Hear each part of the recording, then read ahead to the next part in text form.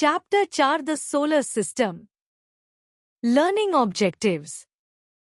After reading this lesson, the children will learn about the solar system and its planets. Learn about the rotation and revolution of the Earth and their effects. शिक्षण उद्देश्य learning objectives. इस पाठ को पढ़ने के बाद बच्चे सौर मंडल, सोलर सिस्टम और उसके ग्रहों, प्लैनेट्स के बारे में जानेंगे। पृथ्वी के घूर्णन, रोटेशन और परिभ्रमण, रेवोल्यूशन के बारे में जानेंगे और उनके प्रभावों, इफेक्ट्स को समझेंगे। इस पैराग्राफ में पाठ के मुख्य उद्देश्यों को स्पष्ट रूप से प्रस्तुत किया गया है। सौर मंडल में सूर्य और उसके चारों ओर घूमने वाले ग्रह, चंद्रमा, उल्काएं और अन्य खगोलीय पिंड शामिल होते हैं। बच्चों को ग्रहों के विभिन्न गुणों और उनके क्रम को समझना महत्वपूर्ण है। इसके अलावा पृथ्वी का घूर्णन और परिभ्रमण भी एक महत्वपूर्ण विषय है, जो दिन और रात की परिकल्पना, मौसमी परिवर्तन और अन्य प्राकृतिक घटनाओं को प्रभावित करता है। We see the sun, moon and the stars in the sky. They are called heavenly bodies. We live on the earth. हम आकाश में सूरज, सन, चांद, मून और तारे, स्टार्स देखते हैं। इन्हें स्वर्गीय पिंड, हेवनली बॉडीज कहा जाता है। हम पृथ्वी, अर्थ पर रहते हैं। इस पैराग्राफ में बताया गया है कि आकाश में मौजूद वस्तुओं और उनके महत्व के बारे में। स्वर्गीय पिंड वे प्राकृतिक वस्तुएं हैं जो आकाश में दिखाई देती हैं। सूरज, जो जीवन का स्रोत है, हमें रोशनी और ऊर्जा प्रदान करता है। चांद रात में प्रकाश फैलाता है और इसके विभिन्न चरण, फेजेस होते हैं। तारे दूर के खगोलीय पिंड हैं जो हमें दिशा और समय की जानकारी देते हैं। हम सभी इन पिंडों के नीचे रहते हैं और ये हमारे जीवन में महत्वपूर्ण भूमिका निभाते हैं। इसलिए आकाशीय पिंडों का अध्ययन हमारे लिए बहुत आवश्यक है, क्योंकि यह हमें ब्रह्मांड, यूनिवर्स और उसके कार्यों को समझने में मदद करता है। You have already learnt about the sun, moon and the stars in the previous class. Let us learn about the solar system and the earth. आप पिछली कक्षा में सूर्य, चंद्रमा और तारों के बारे में पहले ही सीख चुके हैं। आइए अब सौरमंडल और पृथ्वी के बारे में जानें। The solar system. The sun is a big star. It is about 1392,000 kilometer across, about 100 times the diameter of the Earth. Many small objects revolve around the sun. These are called planets. The sun and its planets together make the solar system.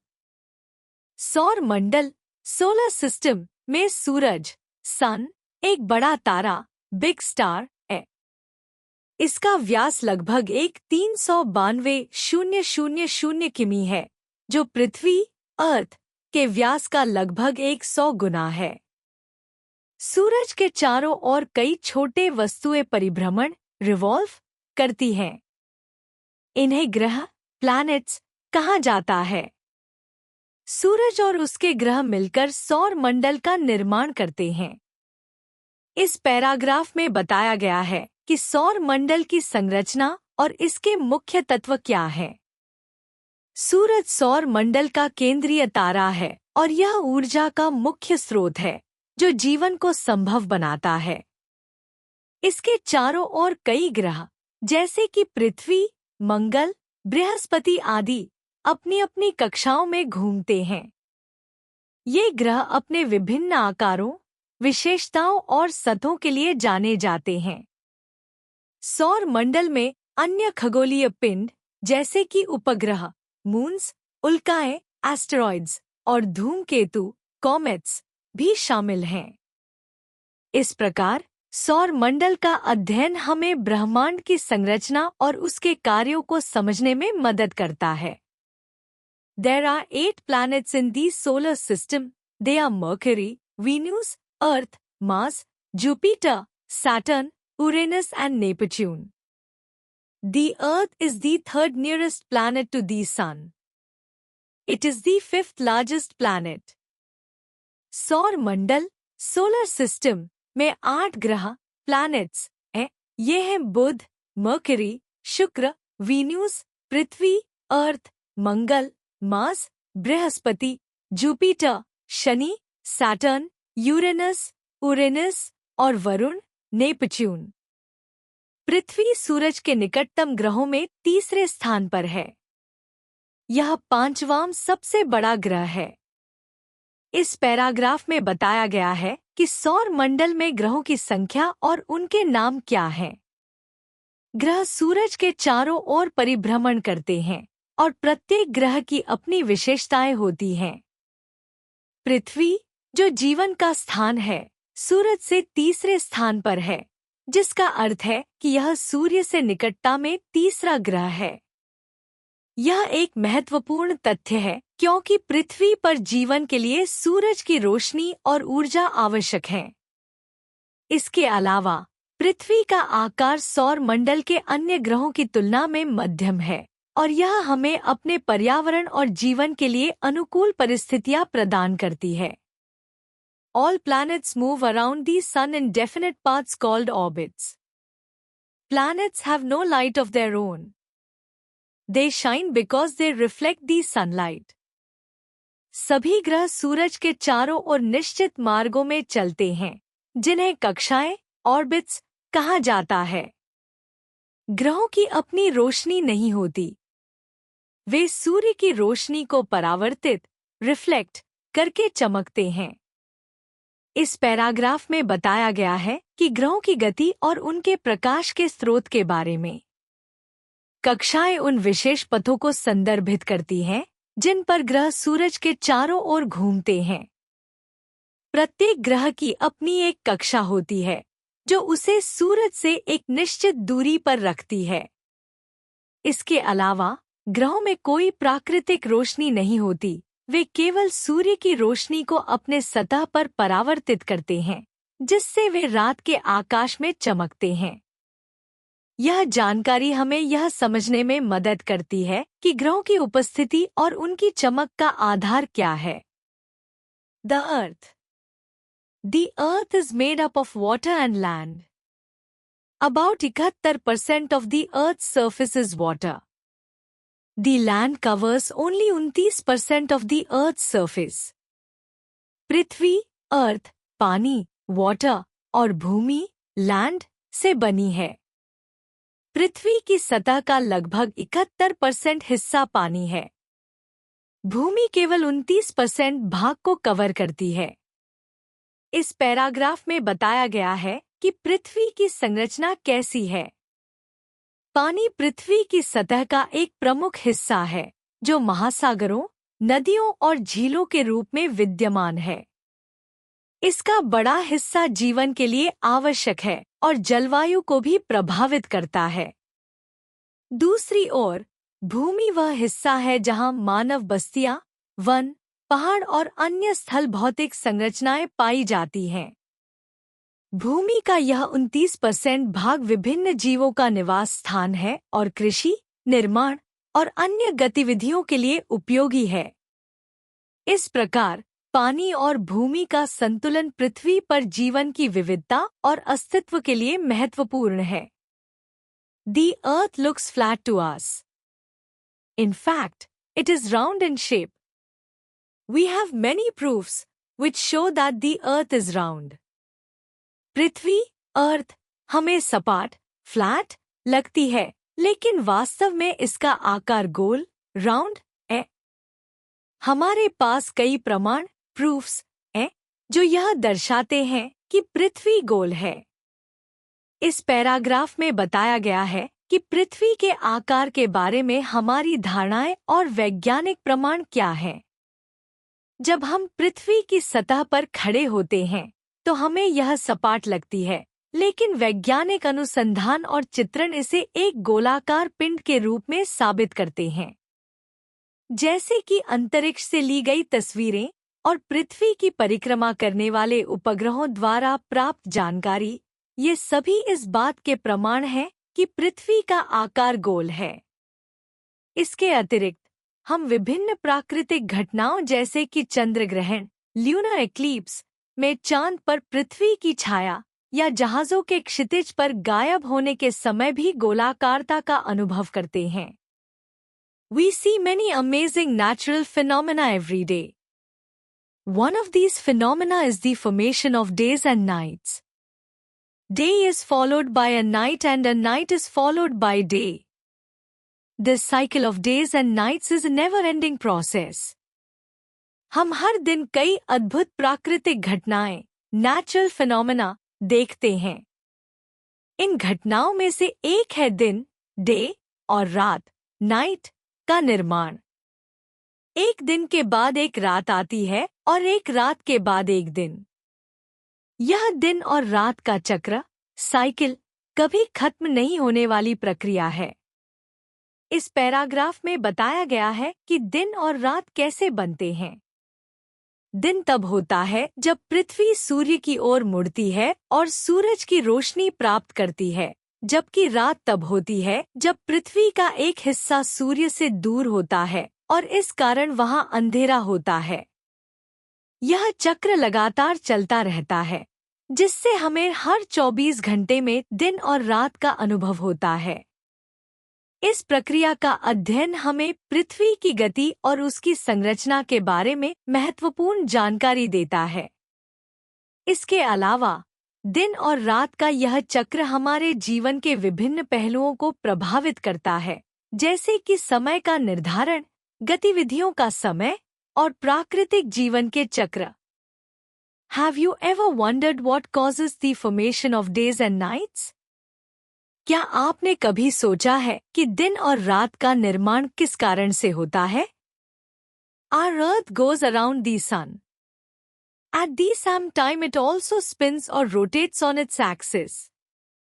Thus, the Earth makes two kinds of movements, rotation and revolution. हमारी पृथ्वी, अर्थ, सूरज, सन के चारों ओर घूमती है। साथ ही यह अपने अक्ष, axis पर भी घूमती या घूमती है। इस प्रकार पृथ्वी दो प्रकार की गतियां, मूवमेंट्स, करती है: घूर्णन, रोटेशन, और परिभ्रमण, रेवोल्यूशन। इस पैराग्राफ में बताया गया है कि पृथ्वी की गति के दो मुख्य प्रकार क्या हैं।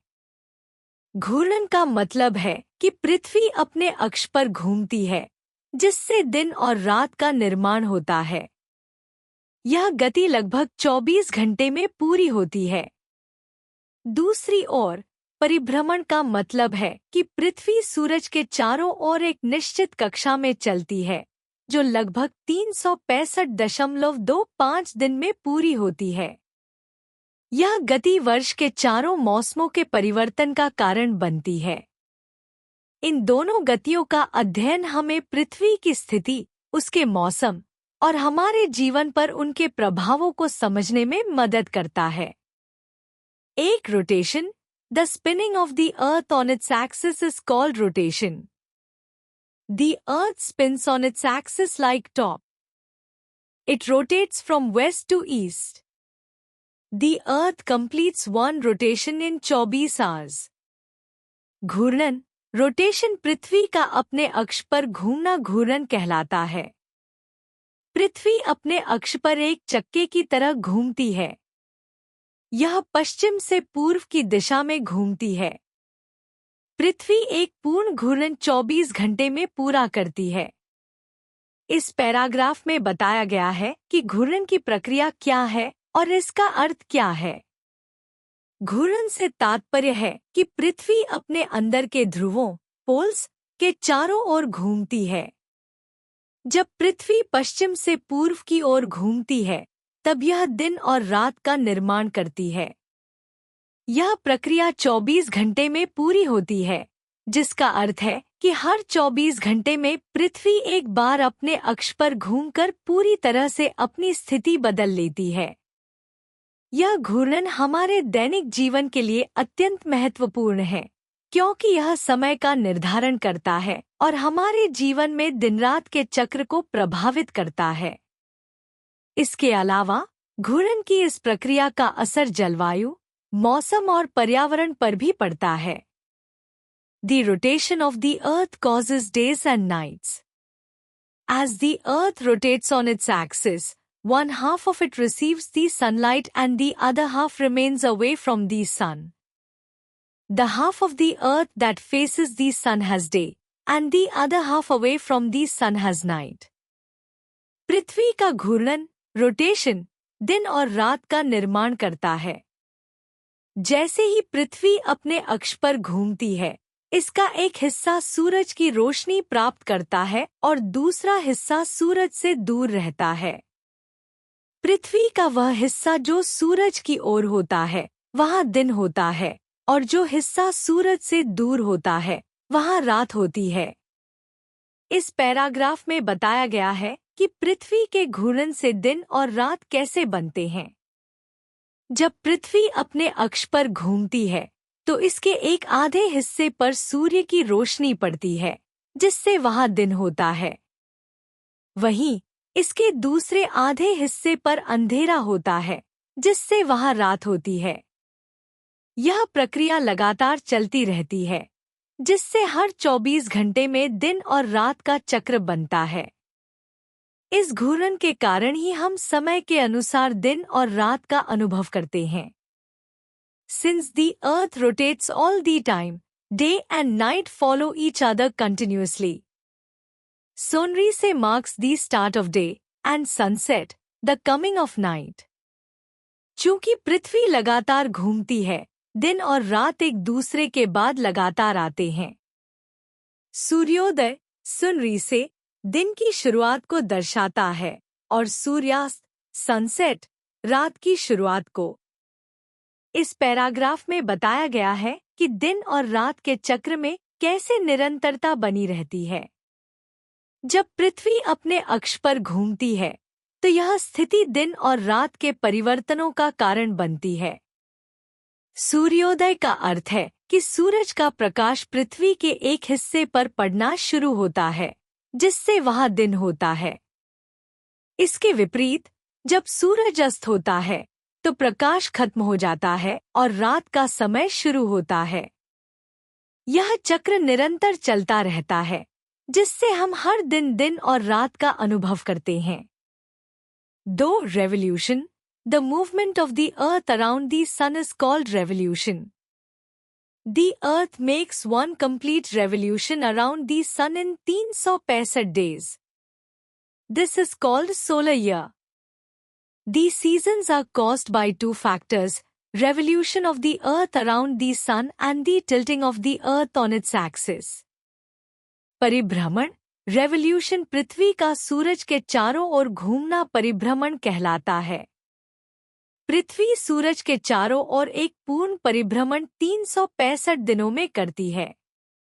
इसे सौर वर्ष, सोलर ईयर, कहा जाता है। ऋतुओं, सीजन्स, का निर्माण दो कारकों से होता है, सूरज के चारों ओर पृथ्वी का परिभ्रमण और पृथ्वी का अपने अक्ष पर झुकाव। इस पैराग्राफ में बताया गया है कि परिभ्रमण की प्रक्रिया क्या है और इसके परिणामस्वरूप क्या होता है। जब पृथ्वी सूरज के चारों ओर घूमती है, तो यह प्रक्रिया लगभग 365 दिनों में पूरी होती है, जिसे हम सौर वर्ष कहते हैं। इसी समय के दौरान पृथ्वी का अपने अक्ष पर झुकाव ऋतुओं में बदलाव का कारण बनता है। इस झुकाव के कारण जब पृथ्वी सूरज के एक हिस्से की ओर होती है, तो वहाँ गर्मी होती है, गर्मी का मौसम, और जब यह दूसरी ओर होती है, तो वहाँ ठंड होती है, सर्दी का मौसम। इसलिए परिभ्रमण और पृथ्वी के झुकाव का संयुक्त प्रभाव विभिन्न ऋतुओं का निर्माण करता है, जो हमारे जीवन के लिए महत्वपूर्ण है। You have just learnt about the revolution of the earth. Now you will learn about the tilting of the earth on its axis. आपने अभी पृथ्वी के परिभ्रमण, रेवोल्यूशन, के बारे में सीखा, अब आप पृथ्वी के अपने अक्ष पर झुकाव टिल्टिंग के बारे में सीखेंगे। The Earth's axis is an imaginary line. It runs through the middle of the Earth. It joins the top of the Earth with its bottom. The top of the Earth is called the North Pole and the bottom, the South Pole. Thus, the axis joins the North Pole with the South Pole. पृथ्वी का अक्ष axis एक काल्पनिक रेखा है। यह पृथ्वी के मध्य से होकर गुजरती है। यह पृथ्वी के शीर्ष को उसके निचले हिस्से से जोड़ती है। पृथ्वी का शीर्ष भाग उत्तरी ध्रुव नॉर्थ पोल कहलाता है और निचला भाग दक्षिणी ध्रुव साउथ पोल कहलाता है। इस प्रकार यह अक्ष उत्तरी ध्रुव को दक्षिणी ध्रुव से जोड़ता है। इस पैराग्राफ में बताया गया है कि पृथ्वी का अक्ष क्या है और इसकी संरचना कैसे होती है। पृथ्वी का अक्ष एक विचारात्मक रेखा है जो हमारे लिए उसे समझने में मदद करती है कि पृथ्वी का घूर्णन कैसे होता है। उत्तरी और दक्षिणी ध्रुव पृथ्वी के प्रमुख भौगोलिक बिंदु हैं और अक्ष इन दोनों बिंदुओं को जोड़कर पृथ्वी के चारों ओर घूमने की दिशा को स्थापित करता है। यह अक्ष केवल भौगोलिक दृष्टि से महत्वपूर्ण नहीं है, बल्कि इसका झुकाव भी पृथ्वी के मौसम चक्र और ऋतुओं के परिवर्तन को प्रभावित करता है। The Earth's axis is not a straight or vertical line. It is tilted about 23 degrees from the vertical. पृथ्वी का अक्ष एक सीधी या ऊर्ध्वाधर रेखा नहीं है। यह लगभग 23 डिग्री का झुकाव टिल्ट रखता है। इस पैराग्राफ में बताया गया है कि पृथ्वी के अक्ष का झुकाव कितना महत्वपूर्ण है। पृथ्वी का यह झुकाव 23 डिग्री के कोण पर होता है, जो इसे ऊर्ध्वाधर स्थिति से हटाता है। यह झुकाव विभिन्न मौसमों के निर्माण में एक महत्वपूर्ण भूमिका निभाता है। जब पृथ्वी सूरज के चारों ओर परिभ्रमण करती है, तो यह झुकाव यह निर्धारित करता है कि सूरज की किरणें पृथ्वी के विभिन्न हिस्सों पर कैसे पड़ती हैं। जैसे जैसे पृथ्वी अपने अक्ष पर घूमती है और सूरज के चारों ओर घूमती है, यह झुकाव विभिन्न ऋतुओं के अनुभव को प्रभावित करता है। इसलिए इस झुकाव का अध्ययन करते समय हम यह समझ सकते हैं कि कैसे जलवायु और मौसम हमारे जीवन को प्रभावित करते हैं। There is another imaginary line called the equator, which divides the earth into two equal halves. The half part above the equator is called the northern hemisphere. The other half below the equator is called the southern hemisphere. एक और काल्पनिक रेखा है जिसे भूमध्य रेखा equator कहा जाता है, जो पृथ्वी को दो समान भागों में बांटती है। भूमध्य रेखा के ऊपर का भाग उत्तरी गोलार्ध नॉर्दर्न हेमिस्फेयर कहलाता है, जबकि भूमध्य रेखा के नीचे का भाग दक्षिणी गोलार्ध सदर्न हेमिस्फेयर कहलाता है। इस पैराग्राफ में बताया गया है कि भूमध्य रेखा पृथ्वी को कैसे विभाजित करती है। भूमध्य रेखा एक महत्वपूर्ण रेखा है जो पृथ्वी के चारों ओर घूमती है और इसे उत्तरी और दक्षिणी गोलार्ध में बांटती है। यह रेखा पृथ्वी की जलवायु, मौसम और पारिस्थितिकी को प्रभावित करती है, क्योंकि यह सूरज की रोशनी के वितरण को भी प्रभावित करती है।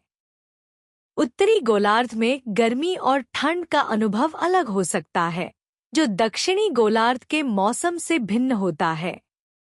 इसलिए भूमध्य रेखा की समझ न केवल भौगोलिक दृष्टि से महत्वपूर्ण है, बल्कि यह जलवायु अध्ययन और वैश्विक जलवायु परिवर्तन के प्रभावों को समझने में भी सहायक होती है। As the Earth moves around the sun, the hemisphere that is tilted towards the sun gets more of the sun's rays and is warmer. So, it has summer. At the same time, the other hemisphere tilted away gets less of the sun's rays and is cooler. So, it has winter. This is how seasons are caused.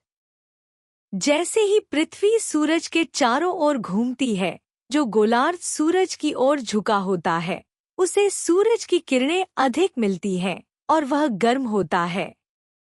इसलिए उस गोलार्ध में गर्मी समा होती है।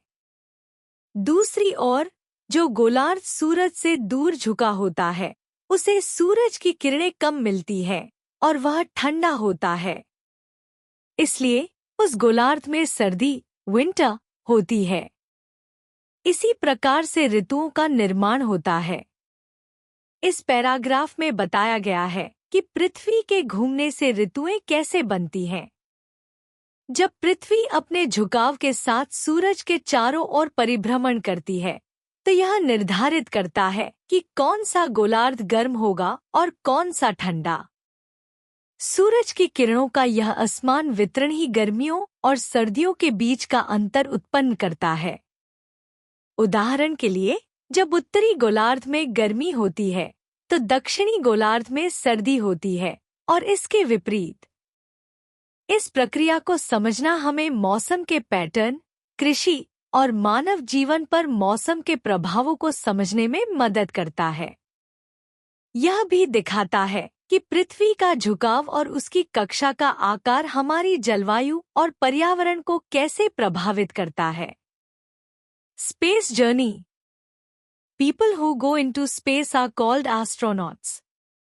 They need a special vehicle called spacecraft to go into space. जो लोग अंतरिक्ष में जाते हैं, उन्हें अंतरिक्ष यात्री एस्ट्रोनॉट्स कहा जाता है। उन्हें अंतरिक्ष में जाने के लिए एक विशेष वाहन की आवश्यकता होती है, जिसे अंतरिक्ष यान स्पेसक्राफ्ट कहा जाता है। इस पैराग्राफ में बताया गया है कि अंतरिक्ष यात्रा के लिए क्या आवश्यक है। अंतरिक्ष यात्री वे लोग होते हैं जो अंतरिक्ष में अनुसंधान और अन्वेषण के लिए प्रशिक्षित होते हैं। उनके पास विशेष कौशल और ज्ञान होता है ताकि वे अंतरिक्ष में जीवित रह सकें और विभिन्न वैज्ञानिक प्रयोग कर सकें। इसके लिए उन्हें एक उच्च तकनीकी वाहन की आवश्यकता होती है, जो उन्हें पृथ्वी के वायुमंडल से बाहर ले जा सके। अंतरिक्ष यान केवल यात्रा करने का एक साधन नहीं है, बल्कि यह जीवन समर्थन प्रणाली भी प्रदान करता है, जैसे कि ऑक्सीजन, तापमान नियंत्रण और अंतरिक्ष में सुरक्षित रहने के लिए अन्य संसाधन। The first living being to go into space was female dog called Laika. She was sent by Russia into space in 1957. Sadly, she died after 10 days in space. पहला जीवित प्राणी जो अंतरिक्ष में गया था, वह एक मादा कुत्ता था, जिसका नाम लइका था।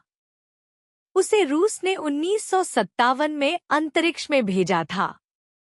दुख की बात है कि वह अंतरिक्ष में 10 दिनों के बाद मर गई। इस पैराग्राफ में बताया गया है कि अंतरिक्ष में पहला जीवित प्राणी कौन था और उसके साथ क्या हुआ। लेका का अंतरिक्ष में प्रक्षेपण मानव अंतरिक्ष अन्वेषण के इतिहास में एक महत्वपूर्ण कदम था। यह मिशन उस समय के लिए अत्यधिक साहसिक था और इसे अंतरिक्ष की खोज के लिए शुरुआती प्रयासों में से एक माना जाता है। लेका की यात्रा ने यह दर्शाया कि जीवित प्राणियों के लिए अंतरिक्ष का वातावरण कितना चुनौतीपूर्ण हो सकता है। उसके साथ जो कुछ हुआ, उसने भविष्य के अंतरिक्ष अभियानों में जीवों के लिए सुरक्षा उपायों और वैज्ञानिक अनुसंधान की आवश्यकता को समझाने में मदद की। इस प्रकार लेका का मिशन न केवल एक ऐतिहासिक घटना थी, बल्कि यह मानवता के लिए अंतरिक्ष अन्वेषण के मार्ग को खोलने में भी सहायक साबित हुआ। The first person to go into space was Russian cosmonaut Yuri Gagarin. He went into space in 1961. पहला व्यक्ति जो अंतरिक्ष में गया था, वह रूसी अंतरिक्ष यात्री कॉस्मोनॉट यूरी गगरीन थे। उन्होंने 1961 में अंतरिक्ष में यात्रा की। इस पैराग्राफ में बताया गया है कि यूरी गगारिन को अंतरिक्ष में भेजने वाली एक महत्वपूर्ण घटना थी। गगारिन का अंतरिक्ष में जाना न केवल उनके लिए बल्कि पूरी मानवता के लिए एक ऐतिहासिक क्षण था। उन्होंने पृथ्वी की परिक्रमा की और लगभग 108 मिनट तक अंतरिक्ष में रहे, यह साबित करते हुए कि मनुष्य भी अंतरिक्ष में रह सकता है।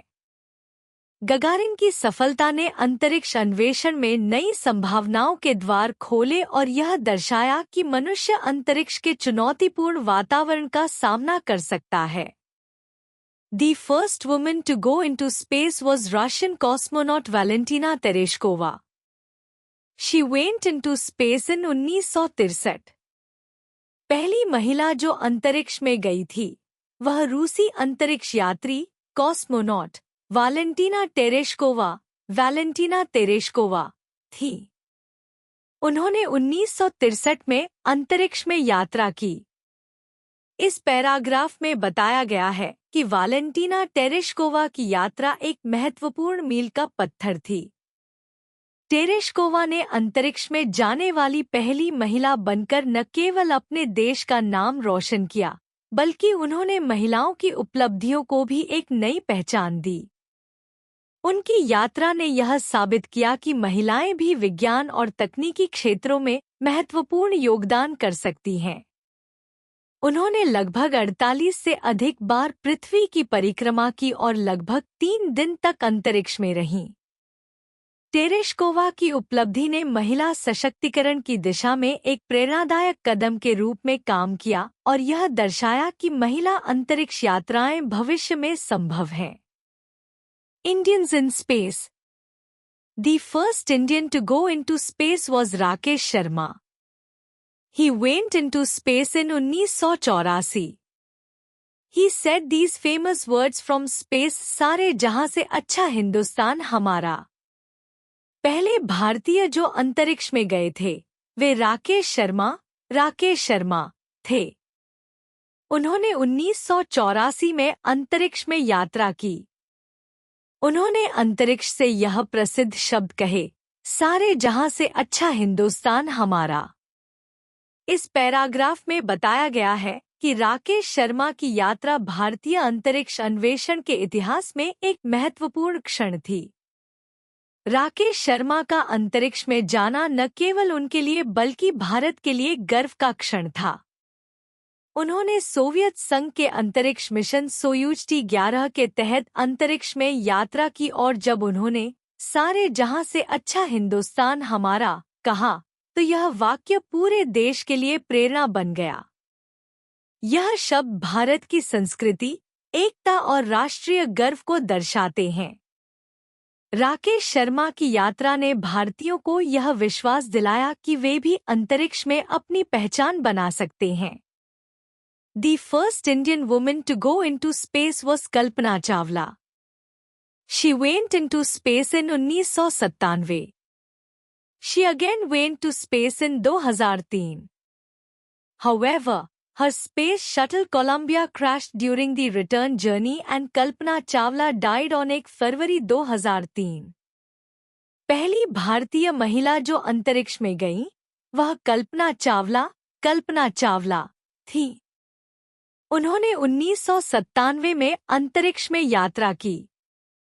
वह 2003 में फिर से अंतरिक्ष में गई, लेकिन उनके अंतरिक्ष यान कोलंबिया की वापसी यात्रा के दौरान दुर्घटनाग्रस्त हो गया और कल्पना चावला 1 फरवरी 2003 को निधन हो गई। इस पैराग्राफ में बताया गया है कि कल्पना चावला की यात्रा ने भारतीय महिलाओं के लिए अंतरिक्ष अन्वेषण के क्षेत्र में एक नई राह खोली। उन्होंने पहली बार 1997 में नासा के अंतरिक्ष कार्यक्रम के तहत अंतरिक्ष में यात्रा की, जिससे यह साबित हुआ कि महिलाएं भी विज्ञान और तकनीक में उच्चतम शिखर तक पहुंच सकती हैं। उनकी दूसरी यात्रा 2003 में थी, लेकिन दुर्भाग्यवश कोलंबिया अंतरिक्ष यान की दुर्घटना ने उनके जीवन का अंत कर दिया।